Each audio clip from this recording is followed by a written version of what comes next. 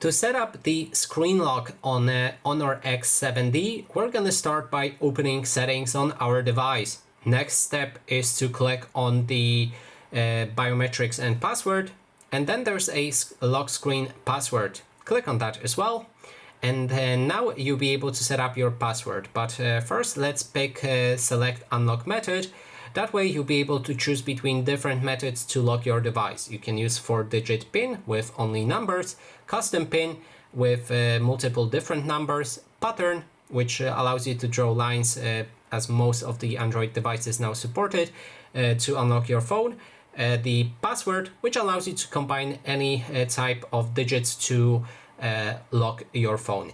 So pick whichever option you like. I'm gonna go for a pattern, and now we need to type in our password 2 times. Then click on done.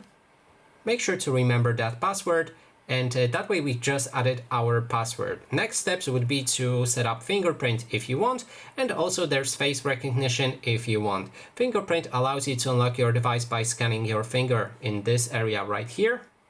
And face recognition allows you to unlock your phone when this front camera looks at your face. And that is basically everything. Thanks so much for watching, and if you like this video, please consider subscribing.